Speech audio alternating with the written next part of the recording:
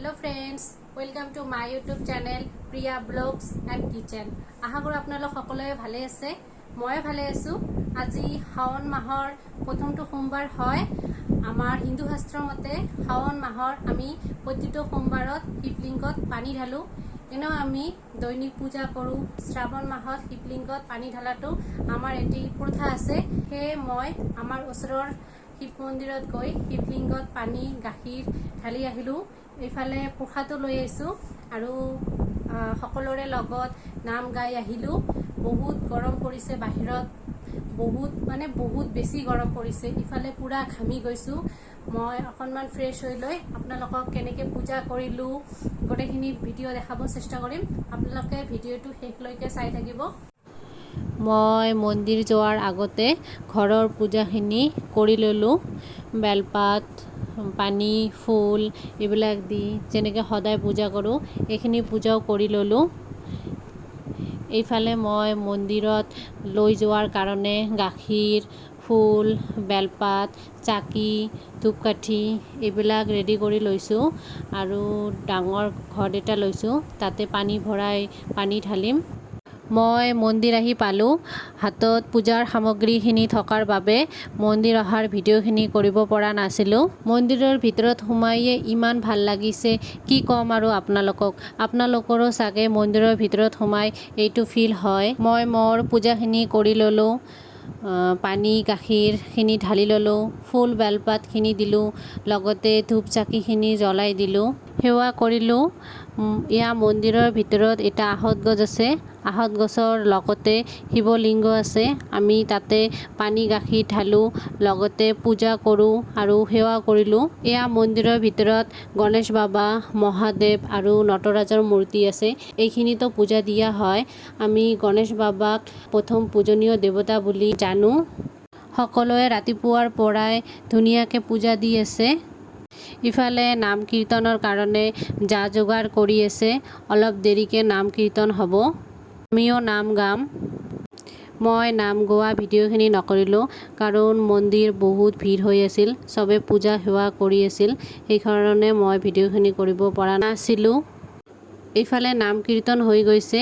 এতিয়া মই প্ৰসাদখিনি লৈ ঘৰত যাম। ইফালে মই মন্দিৰৰ পৰা প্ৰসাদ দিছে, প্ৰসাদ লৈ আহিছোঁ। কল আছে, আপেল, বুট, মাহ, কঁঠালকে ধৰি কেইবাবিধো প্ৰসাদ ইয়াত দিছে। এইফালে প্ৰসাদখিনি মই পলিথিনৰ পৰা বাটি এটাত থৈ দিলোঁ। এতিয়া এইখিনি মই ফ্ৰিজত ৰাখি দিম, কাৰণ ইমান প্ৰসাদ অকলে এতিয়াতো খাব নোৱাৰোঁ আৰু অকলে এনেও মই ইমান প্ৰসাদ খাব নোৱাৰিম। সেয়েহে আমাৰ মিষ্টাৰৰ কাৰণে অলপ ৰাখি দিম আৰু এইখিনি ফ্ৰিজত এতিয়া থৈ দিম। প্ৰসাদখিনি ভালে ৰখাৰ কাৰণে ঢাকি থৈ ফ্ৰিজত থৈ দিওঁ, ভালে থাকিব, পিছত খাব পাৰিম।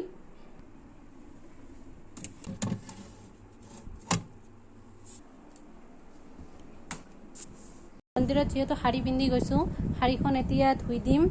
পূজাত শাৰী পিন্ধি গ'লে নিজকে মনটোত কিবা এটা ভাল লাগে। আৰু পানী চানী ঢালা হৈছে শাৰীত, সেন্দুৰ পানী চানী কিবা কিবি লাগি গৈছে আৰু গৰমত যিহেতু পিন্ধিছোঁ সেইকাৰণে শাৰীখন ধুই দিওঁ অকণমান চাৰ্ফ দি।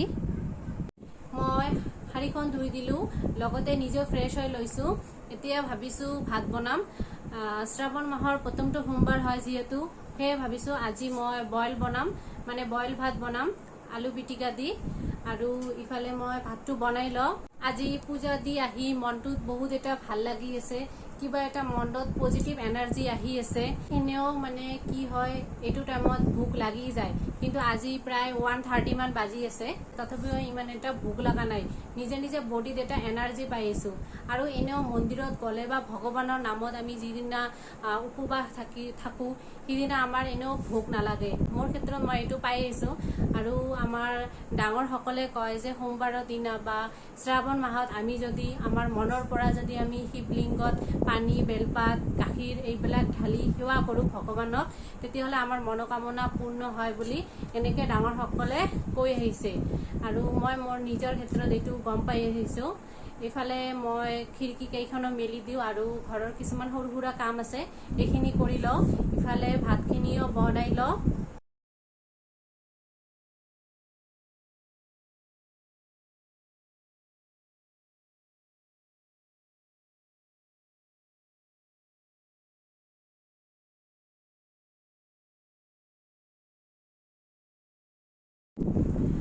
ভাতখিনি হৈ গ'ল খাই ল'ম এতিয়া বাহিৰত কাপোৰ কেইখন আছে কাপোৰ কেইখন ভালকে ওলটাই দিও ৰ'দ পৰি আছে বহুত ওলটাই দিলে আনতে চাই ধুনীয়াকে শুকাই যাব হেহে বাহিৰত কৈ কাপোৰ কেইখন ওলটাই দিও বহুত ৰ'দ পৰিছে বাহিৰত একদম ওলাব নোৱাৰি তথাপিও কিবাকে আৰু বাহিৰত কৈ আৰু কাপোৰ কেইখন ওলটাই দিও কাৰণ আজিকালি বতৰৰ কথা ক'ব নোৱাৰি এতিয়া বহুত ৰ'দ দি আছে অকনমান পিছত একদম বতৰ ডাৱৰীয়া কৰি আকৌ বৰষুণ দিব তেতিয়া তো কাপোৰবিলাক নুশুকাব হেহে ভাবিছো ৰ'দ থকা টাইমতে কাপোৰ কেইখন ভালকে ওলটাই দিও তেতিয়া হলে ধুনীয়াকে শুকাই যাব চাওক বাহিৰত কিমান ৰ'দ সূৰ্যটো একদম জিঅ' নিচিনাকে জ্বলি আছে মই বাহিৰৰ কামখিনি কৰিলো এতিয়া অকনমান ৰেষ্ট লৈ আবেলি বজাৰত যাম আমি চাহ খাই ৰেডি এতিয়া বজাৰত যাম কাম আছে অকনমান বজাৰত বেবী এটাৰ কাৰণে ড্ৰেছ আনিছো কেইদিনমান হ'ল আনাৰ কিন্তু ড্ৰেছযোৰ সৰু হৈছিল এতিয়া দোকানত যাম আৰু ড্ৰেছযোৰ